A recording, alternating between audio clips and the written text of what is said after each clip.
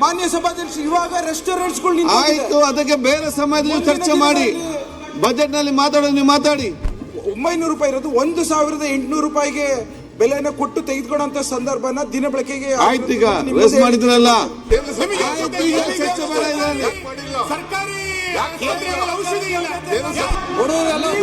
ಮಾಡ್ಕೊತಿದ್ದೀರಿ.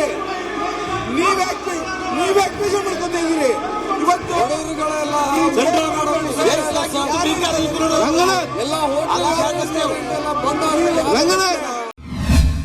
ನಮ್ಮ ರಾಜ್ಯದಲ್ಲಿ ಬಹುತೇಕ ನಗರಗಳಲ್ಲಿ LPG ವಾಣಿಜ್ಯ ಸಿಲಿಂಡರ್ಗಳು ಬಹಳಷ್ಟು ಅಭಾವ ಆಗಿರೋಂಥ ಒಂದು ಪರಿಸ್ಥಿತಿ ನಿರ್ಮಾಣ ಆಗಿದೆ.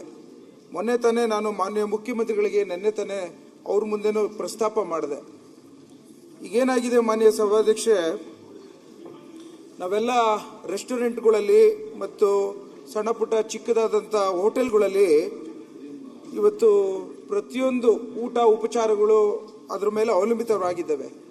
ಈಗ ಯುದ್ಧ ನಡೀತಾ ಇರೋಂಥ ಹಿನ್ನೆಲೆಯಲ್ಲಿ ಇಡೀ ಒಂದು ದೇಶದಲ್ಲೇ, ಅದರಲ್ಲೂ ಸಹ ಕರ್ನಾಟಕದಲ್ಲಿ, ಅದರಲ್ಲೂ ಸಹ ಬೆಂಗಳೂರಲ್ಲಿ ಬಹಳಷ್ಟು ಸಂಕಷ್ಟಕ್ಕೆ ಸಿಕ್ಕಿರೋಂಥ ಪರಿಸ್ಥಿತಿಯಲ್ಲಿ ಆಹಾರ ಪೂರೈಕೆ ಆಗದೇ ಇರೋಂಥದ್ದನ್ನ ತಮ್ಮ ಮುಂದೆ ನಾನು ನನ್ನ ಅಹವಾಲನ್ನು ಹೇಳಲಿಕ್ಕೆ ಇಚ್ಛೆ ಪಡ್ತಾ ಇದ್ದೇನೆ. ವಿಶೇಷವಾಗಿ ಈ ಸಿಲಿಂಡರ್ ಅಭಾವನ ಯಾವ ರೀತಿ ಪರಿಹರಿಸಬೇಕು, ಯಾರು ಇದಕ್ಕೆ ಕಾರಣ, ಯಾರು ಇದನ್ನು ಹೊಣೆ ತೆಗೆದುಕೊಳ್ತಾ ಇದ್ದಾರೆ, ಇದರ ಹಿಂದೆ ಇರುವಂತ ಪರಿಸ್ಥಿತಿ ಯಾವ ರೀತಿ ನಿರ್ವಹಣೆ ಮಾಡಬೇಕು ಅನ್ನೋದನ್ನ ನಾನು ತಮ್ಮ ಮೂಲಕ ಸರ್ಕಾರಕ್ಕೆ ಕೇಳಲಿಕ್ಕೆ ಬಯಸ್ತೇನೆ. ಮಾನ್ಯ ಸಭಾಧ್ಯಕ್ಷ, ಈಗ ಆಹಾರ ಸಚಿವರು ಇವತ್ತು ಇಲ್ಲ, ನಾಳೆ ಉತ್ತರ ಕೊಡಿಸ್ತೇನೆ. ಫುಡ್ ಮಿನಿಸ್ಟರ್ ಇಲ್ಲ, ಆಹಾರ ಸಚಿವರು ಅಲ್ಲ. ಮಾನ್ಯ ಸಭಾಧ್ಯಕ್ಷ, ಒಂದ್ 2 ನಿಮಿಷದ ವಿಚಾರ ಮಾತಾಡಿ. ಸಾಹೇಬ್ರ ಮುಂದೆ ನಾನು ಹೇಳ್ತೀನಿ. ಒಂದ್ 2 ನಿಮಿಷ ಮುಖ್ಯಮಂತ್ರಿ ಸಾಹೇಬ್ರ ಹೇಳಲಿಕ್ಕೆ ಅವಕಾಶ ಕೊಡಿ. ಶರತ್, ನಿಮ್ಗೆಲ್ಲ ಗೊತ್ತಿದೆ 0 ಅವರ್. ಇಲ್ಲಿ 1 ನಿಮಿಷ 2 ನಿಮಿಷ ಅಂತಿಲ್ಲ. ಗಂಭೀರವಾದಂತಹ ಸಮಸ್ಯೆ, ನಾಳೆ ಉತ್ತರ ಕೊಡ್ತದೆ. ಈಗ ಮಾನ್ಯ ಸಭಾಧ್ಯಕ್ಷ, ಇವಾಗ ರೆಸ್ಟೋರೆಂಟ್ಸ್ಗಳು ಆಯ್ತು, ಅದಕ್ಕೆ ಬೇರೆ ಸಮಯದಲ್ಲಿ ಚರ್ಚೆ ಮಾಡಿ. ಬಜೆಟ್ ನಲ್ಲಿ ಮಾತಾಡೋದು ನೀವು ಮಾತಾಡಿ. ಮಾನ್ಯ ಅಧ್ಯಕ್ಷರೇ, ನನ್ನ ಕ್ಷೇತ್ರದ ವ್ಯಾಪ್ತಿಗೆ ಬರ್ತಕ್ಕಂತ ಒಂದು ವಾರ್ಡ್ ಅಲ್ಲಿ ಏನು ಈಗ SSLC ಎಕ್ಸಾಮಿಗೆ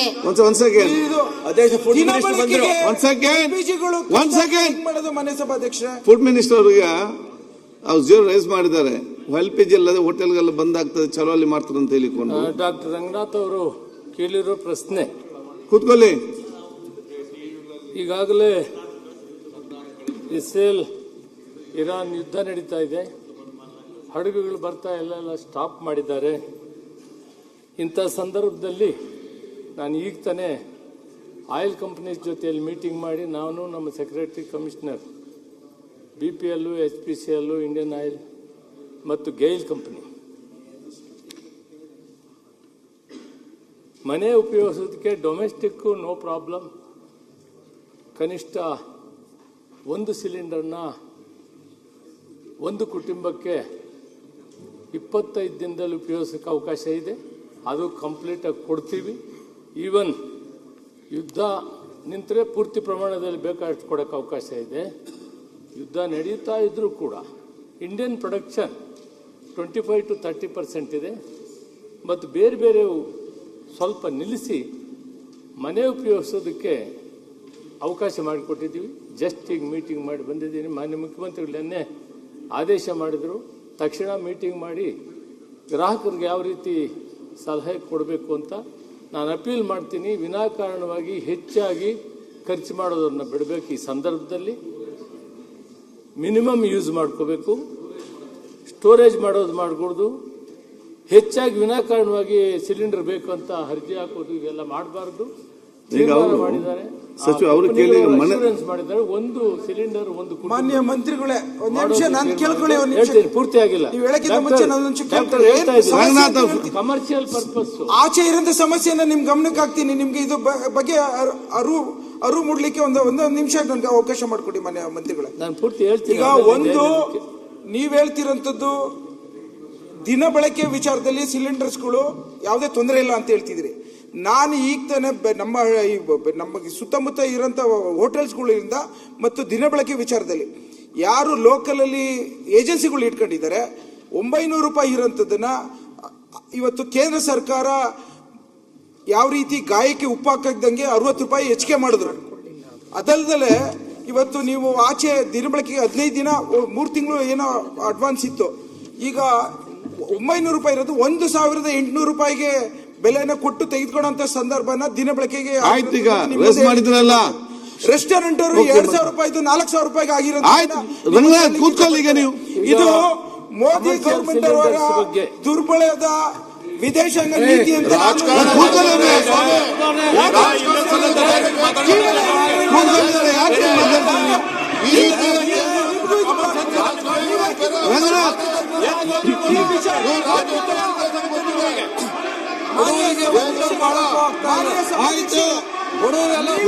ಮಾಡ್ಕೊತಿದ್ದೀರಿ. ನೀವ್ಯಾಕೆ ಬೇಜಾರ್ ಮಾಡ್ಕೊತಿದ್ದೀರಿ? ಇವತ್ತು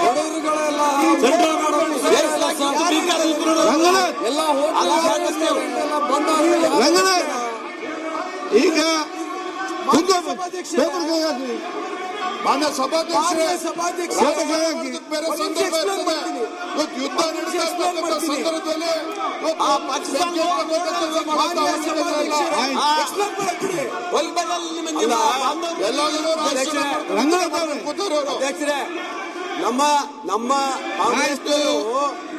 ನಮ್ಮ ಕಾಂಗ್ರೆಸ್ ಸ್ಟ್ರೈಕ್ ಮಾಡಿದ್ರೆ ಅದಕ್ಕೆ ಮೂರ್ಖರು ಅಂತ ಕೂತ್ಕೊಳ್ಳಿ. ಕಾಂಗ್ರೆಸ್ ಸ್ಟ್ರೈಕ್ ಮಾಡಿದ್ರೆ ಸಚಿವರು ಉತ್ತರ ಕೊಡ್ತಾ ಇದ್ದಾರೆ. ಒಬ್ರು ಮಾತಾಡಿದ್ರೆ ಸಚಿವರು ಉತ್ತರ ಕೊಡ್ತಾ ಇದ್ದಾರೆ. ಆಯ್ತು, ಸಚಿವರು ಉತ್ತರ ಕೊಡ್ತಾ ಗೋಪಾಲಕೃಷ್ಣ ಅವರು ಮಾತಾಡಿ ಸರ ಕೂತ್ಕೊಳ್ಳಿ. ನೋಡಿ ಜೀರೋ ಅವರಲ್ಲಿ ಮಾತಾಡಿ ಮಾತಾಡಿ ಮಂತ್ರಿ ಉತ್ತರ ಕೊಡ್ತಾರೆ. ಮಂತ್ರಿಗಳು ಉತ್ತರ ಕೊಡ್ತಾರೆ. ಅದಕ್ಕೆ ಕಾಂಗ್ರೆಸ್ ಆಯ್ತು. ಓಕೆ ಆಯ್ತು ಕೂತ್ಕೊಳ್ಳಿ. ಕಾಂಗ್ರೆಸ್ ಸ್ಟ್ರೈಕ್ ಮಾಡಿದ್ರೆ ಮಂತ್ರಿ ಉತ್ತರ ಮಂತ್ರಿಗಳೇ ಅರಗೋದಿಲ್ಲ ಅವ್ರಿಗೆ. ಮೋದಿ ಬಗ್ಗೆ ಎಷ್ಟು ಭಯ ಮಂತ್ರಿಗಳ ಉತ್ತರ ಕೊಡಿ. ಅರಗೋದಿಲ್ಲ ಅವ್ರಿಗೆ. ಮುಂಜಾನೆಯಿಂದ ಸಂಜೆ ಮೋದಿ ಮೋದಿ ಜಪನ ಬಸವನಪ್ಪ ನೀವು ಕೊಂಡಾಡಿ ಅಧಿಕಾರ ನಡೆಸೋ ಟೈಮಲ್ಲಿ 3 ತಿಂಗಳು ಸಿಕ್ಕಂತಿಲ್ಲ. ಆಯ್ತು ಆಯ್ತಪ್ಪ. ಇವಾಗ ಮಾತ್ರ ಆಗ್ತದ. ಒಂದ್ ಸೆಕೆಂಡ್. ಈಗ ಅಲ್ಲಿ ಸಮಸ್ಯೆ ಬಗೆಹರಿಸಿಗೆ ನೋಡಿ. ಈ ಚರ್ಚೆ ಬಿಡಿ ಕೂತ್ಕೊಳ್ಳಿ. ಒಂದ್ ನಿಮಿಷ ಸರ್, ಅಡ ಒಂದ್ ನಿಮಿಷ ಸರ್,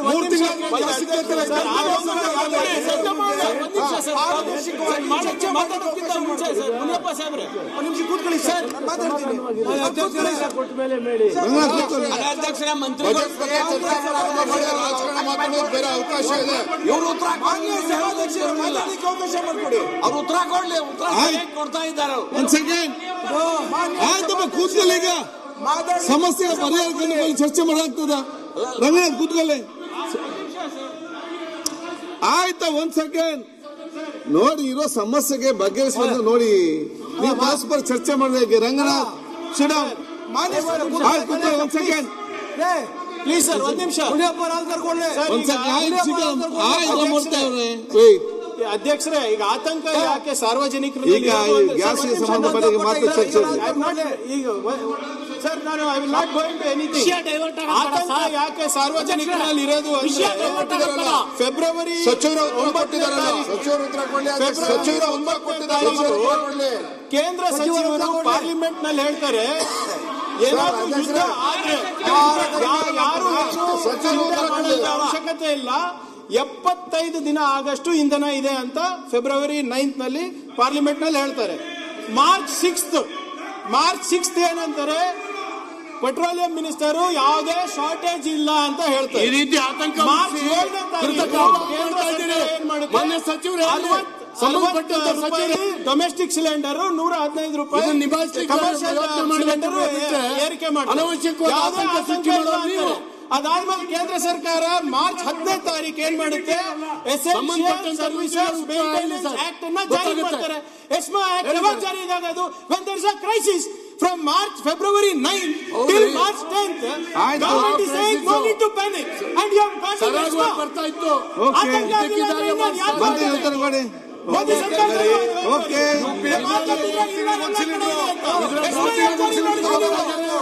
ಯಾಕೆ ಓಕೆ ಪೊಲಿಟಿಕಲ್ ಮಾಡಬಾರ್ದು. ಎಲ್ಲ ಪೊಲಿಟಿಕ್ಸ್ ಮಾಡೋದು ನೀವೇ, ಹೇಳೋದು ನೀವೇ. ಸದನದಲ್ಲಿ ಸುಳ್ಳು ಹೇಳೋದು ಯಾರು? ಅವರು ಅನುಭವಿಸೋದು ಯಾರು? ಸಾರ್ವಜನಿಕರು.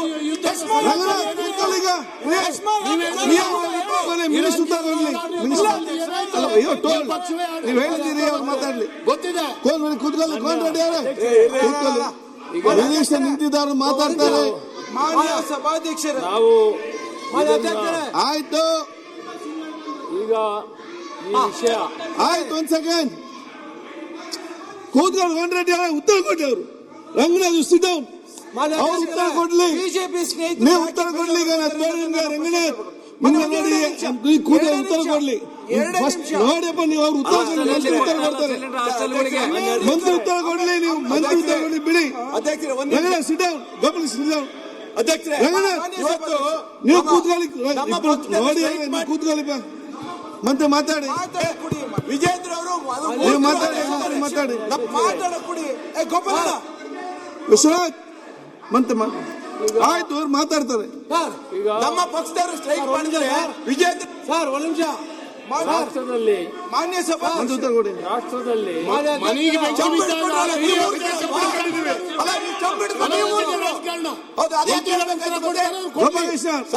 ನಮ್ಮ ರಾಜಕಾರಣ ಏನ್ ಬಂತಿದ್ರಲ್ಲಿ ರಾಜಕಾರಣ ಏನ್ ಬಂತು? ವಿದೇಶಾಂಗ ನೀತಿ ನೋಡ್ಕೊಳಕ್ ಬರ್ಲಾರ್ದು ಇವರು ಆರ್ಥಿಕ ನೀತಿ ಏನಾಗಿದೆ? ನೀವು ರಾಜಕಾರಣ ನಿಮ್ ಬೆಸ್ಟ್ ಫ್ರೆಂಡ್, ನಿಮ್ ಬೆಸ್ಟ್ ಫ್ರೆಂಡ್ ಬೀಚ್ನಲ್ಲಿ ವಾಕಿಂಗ್ ಮಾಡಿದ್ರಲ್ಲ, ಏನಾಯ್ತು? ಏನಾಯ್ತು ಹೇಳಿ? ವಿದೇಶಾಂಗ ನೀತಿ ಏನಾಯ್ತು? ಎಲ್ಲಿದ್ದಾರೆ ಮೋದಿ ಅವರು? ಇವತ್ತು ಬಾಯಿ ಬಿಟ್ಟಿಲ್ಲ.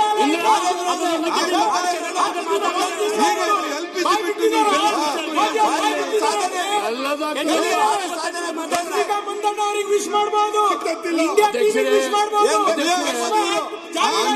ಅದ್ರ ಬಗ್ಗೆ ಮಾತಾಡೋ ಯೋಗ್ಯತೆ ಇಲ್ಲ.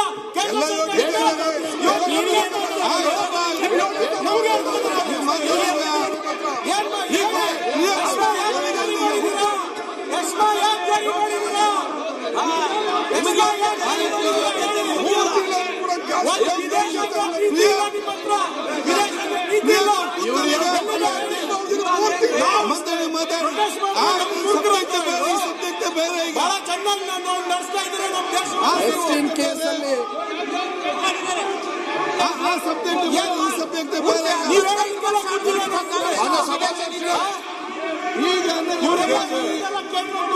ಅನಗತ್ಯವಾಗಿ ಚರ್ಚಿಸಿದಾಗಿ ಅದೊಂದು ಅದೇನು ಸಿದ್ದರಾಮಯ್ಯ ಮಾಡಿದ್ದ ಸಿಲಿಂಡರ್ ಅದು ಸಿದ್ದರಾಮಯ್ಯ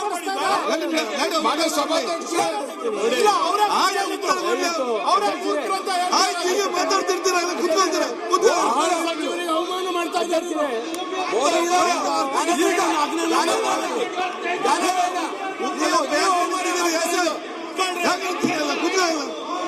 ಆಯ್ತು, ನೀವು ಕೂತ್ಕೊಳ್ಳಿ. ಯುದ್ಧ ಕಣಿತೀರ ನೀವೆಲ್ಲ ಇಲ್ಲಿ ಕೂತ್ಕೊಳ್ಳಿ.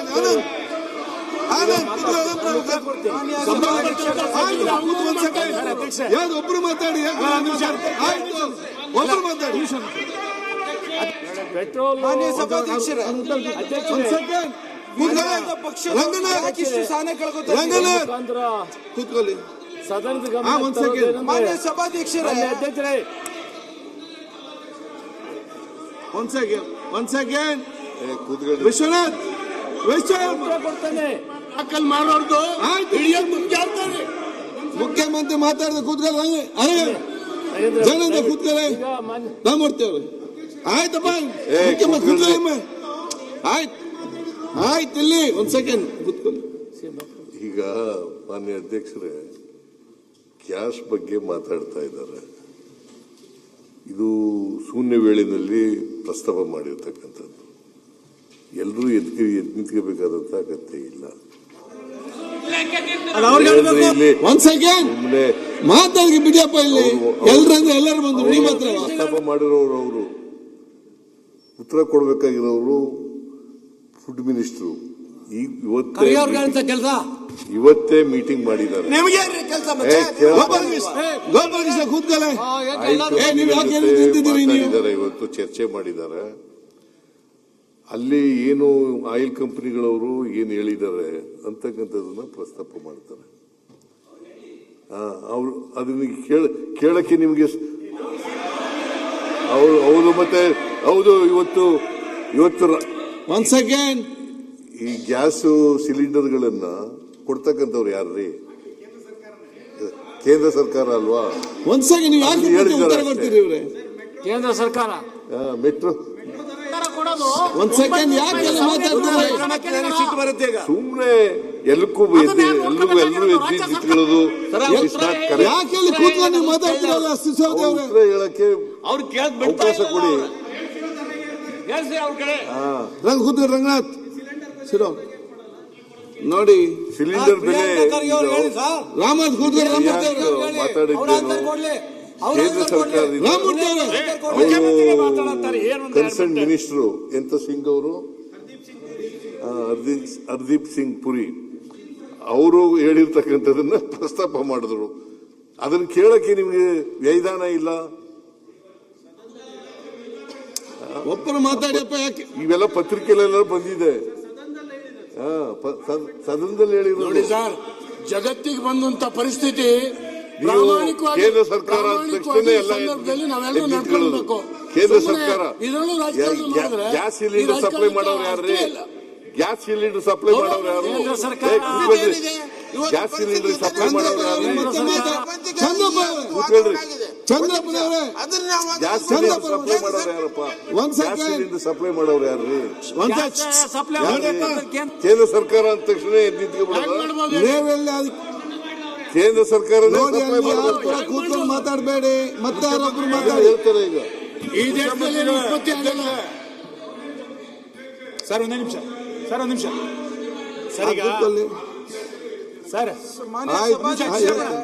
ಸರ್ ನಿಮ್ಮ ವಾರ್ ನಿಲ್ಸಿ, ಅಲ್ಲಿ ಮತ್ತೆ ನೋಡುವ. ಸರ್, ಮಾನ್ಯ ಸಭಾಧ್ಯಕ್ಷ, ಅಧ್ಯಕ್ಷೆ, ಯುದ್ಧದ ಸಂದರ್ಭದಲ್ಲಿ ಗ್ಯಾಸಿನ ಕ್ರೈಸಿಸ್ ನಿರ್ಮಾಣ ಆಗಿದೆ ಅನ್ನೋದನ್ನ ನಾವು ಒಪ್ಪಿಕೊಂಡಿದೀವಿ. ನಮಗೂ ಅದ್ರ ಬಗ್ಗೆ ಆತಂಕ ಇದೆ. ಇದು ಯಾವುದೋ ಒಂದು ಸಮಸ್ಯೆ ಅಲ್ಲ, ಯುದ್ಧದ ಕಾರಣಕ್ಕಾಗಿರುವಂತ ಸಮಸ್ಯೆ. ಮಾನ್ಯ ಎಲ್ಲ ದೇಶಗಳಲ್ಲಾಗಿದೆ. ಮಾನ್ಯ ಸಚಿವರು ಬಹಳ ಸರಿಯಾಗಿ ಆನ್ಸರ್ ತಗೊಂಡಿದ್ರು. ಈಗ ಮಿತವಾಗಿ ಬಳಸಬೇಕು, ದಾಸ್ತಾನು ಮಾಡಬೇಡಿ ಅಂತೇಳಿ ರೈಟ್ ವೇಲ್ ತಗೊಂಡಿದ್ರು. ನಡುವೆ ಇದನ್ನ ರಾಜಕಾರಣ ಮಾಡ್ಲಿಕ್ಕೆ ಹೊರಟಿದ್ರು. ಯುದ್ಧ ಸಂದರ್ಭ ಆದಾಗ ಪೆಟ್ರೋಲಿಯಂ ಈ ತರದಕ್ಕೆ ಕ್ರೈಸಿಸ್ ಆಗೇ ಆಗುತ್ತೆ. ಯುದ್ಧ ನಿಲ್ಲೋದು ಅಂತಾರಾಷ್ಟ್ರೀಯ ಮಟ್ಟದ ಸಂಬಂಧ, ಈ ವ್ಯತ್ಯಾಸಗಳು ನಾನು ಹೇಳ್ತೀನಿ. ನಾನು ಹೇಳ್ತಾರೆ ಕೊಟ್ಟಿರೋದು, ಇಷ್ಟೆಲ್ಲ ಮಾಡಿದಾಗ ಅನಗತ್ಯವಾಗಿ ಇದಕ್ಕೆ ಹಂಗಾಗಿದೆ ಹಿಂಗಾಗಿದೆ ಅಂತ ರಾಜಕಾರಣ ಮಾತಾಡೋದಾದ್ರೆ ನಾನು ಹೇಳ್ಬೇಕಾಗತ್ತೆ, ಏನೋ ಸಮಸ್ಯೆ ಇಲ್ದಲೆ ಈ ಸರ್ಕಾರಕ್ಕೆ ಸರ್ವರ್ ಸಮಸ್ಯೆ ಮಾಡ್ಲಿಕ್ಕೆ ಯೋಗ್ಯತೆ ಇಲ್ಲ.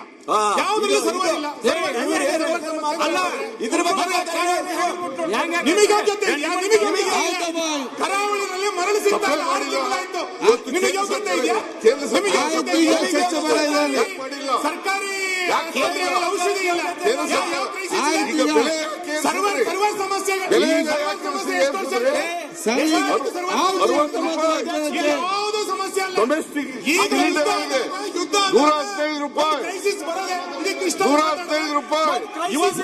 ಕಮರ್ಷಿಯಲ್ ಸಿಲಿಂಡರ್ಗಳಿಗೆ ಬೆಲೆ ಏರಿಸಿದವರು ಯಾರು? ಗ್ರಾಮ ಪಂಚಾಯತ್ ಬೆಲೆ ಏರಿಸಿದವರು ಯಾರು? ನಿಮ್ಗೆ ಯೋಗ್ಯತೆ ಇಲ್ಲ. ಸರ್ವರ್ ಇಲ್ಲ. ನಿಮ್ಮ ಸರ್ಕಾರಕ್ಕೆ ಯೋಗ್ಯತೆ ಇಲ್ಲ. ನಿಮಗೆ ಯೋಗ್ಯತೆ ಇಲ್ಲ. ಯಾವುದು ಕರೆ ಮಾಡಿದಿರಿ? ಸರ್ಕಾರಿ ನೌಕರಿಗೆ ಸಂಬಳ ಕೊಡ್ಲಿಕ್ಕೆ ಆಗ್ತಿಲ್ಲ ನಿಮಗೆ. ಯಾವುದು ಕ್ರೈಸಿಸ್? ಸರ್ಕಾರಿ ನೌಕರಿಗೆ ಸಂಬಳ ಕೊಡ್ಲಿಕ್ಕೆ ಇಲ್ಲ. ನೀವು ಅದು ಬಿಟ್ಟು ಭಾರಿ ಮಾತಾಡ್ಲಿಕ್ಕೆ ಸಚಿವರು ಸರಿಯಾಗಿ ಹೇಳಿದ್ದಾರೆ. ಅವ್ರು ಮೀಟಿಂಗ್ ಮಾಡಿ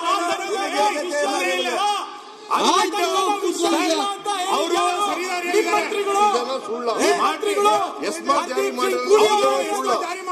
ಜಾರಿ ಮಾಡಿದವರು ಯಾರು? ಯುದ್ಧ ಇದನ್ನು ಯಾರು ಜಾರಿ ಮಾಡಿದವರು? ಇದನ್ನು ಜಾರಿ ಮಾಡಿದವರು ಕೇಂದ್ರ ಸರ್ಕಾರ. ಕೇಂದ್ರ ಸರ್ಕಾರ ಹೇಳದೆ ಇನ್ಯಾರು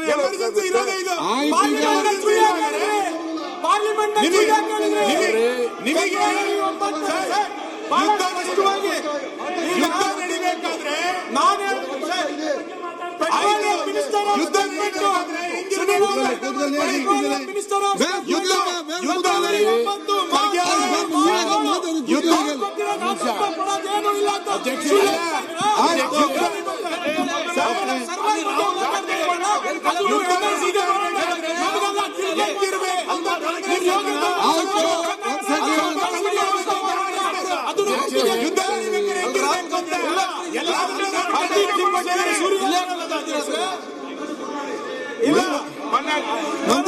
ಮಂತ್ರಿಗಳೇ, ಆಹಾರ ಮಂತ್ರಿಗಳೇ, ಮಲ್ಲಿಕಾ ಆಹಾರ ಮಂತ್ರಿಗಳೇ, ಅಧ್ಯಕ್ಷರೇ, ಆಹಾರ ಮಂತ್ರಿಗಳೇ, ಪೆಟ್ರೋಲಿಯಂ ಮಿನಿಸ್ಟರ್ ಸ್ಟೇಟ್ಮೆಂಟ್ ಸುಳ್ಳು ಅಂತ ಹೇಳ್ಬಿಟ್ಟು ಸಾಕು.